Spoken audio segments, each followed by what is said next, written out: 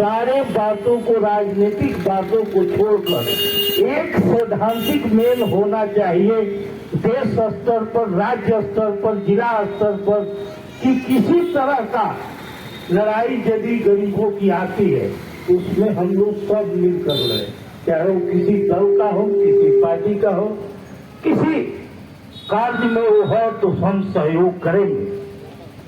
और एक और बात कहना चाहूंगा कि सामाजिक और राजनीतिक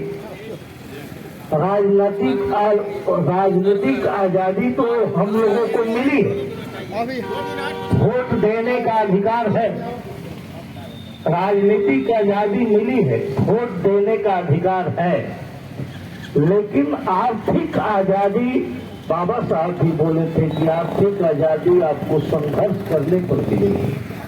आप बिना आर्थिक आजादी का आप सामाजिक और राजनीतिक दोनों आजादी को विफल कर जाते हैं। उसका कारण है कि हमारे मंच पर भी नेता है, हम भी नेता हैं, चुनाव में खड़े होते हैं और कोई आर्थिक वाला, पैसा वाला आदमी आ जाए तो आपकी सारी राजनीतिक और सारी लड़ाई और सारे संघर्ष को धूल में मिला देता है अपने पैसा के बल पर। इसका मेन कारण क्या है? आर्थिक लड़ाई।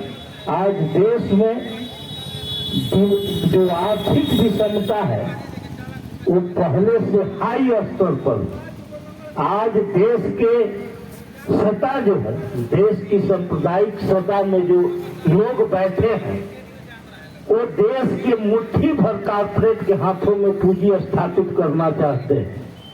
देश में आम आराम को, जो उसी विद्यालय से हम लोग पढ़े लिखे, जिसमें आज किसी तरह की पढ़ाई का कोई गुंजाइश है और न मिल रहा है, उसी विद्यालय से हम लोग पढ़े लिखे। और आज एक तरफ गवर्नमेंट कहती है कि टेक्नोलॉजी पर सारे दुनिया को जोड़ दिया जाएगा, और दूसरे तरफ पढ़ाई बाबा आदम के जमाने की से है। आज यदि आपका लड़का उच्च तरह का शिक्षा प्राप्त करना है, यदि इस टेक्नोलॉजी के युग में उच्च शिक्षा प्राप्त नहीं किया है तो इस प्रतियोगिता में शामिल नहीं हो। और इसी के लिए आज और भी साजिश के तहत नई शिक्षा नीति स्थापित की गई, जिसके तहत आम आवाम, जो गांव में रहने वाले लोग, जो गरीब लोग, उनका लड़का कभी भी शिक्षा प्राप्त नहीं कर सकता।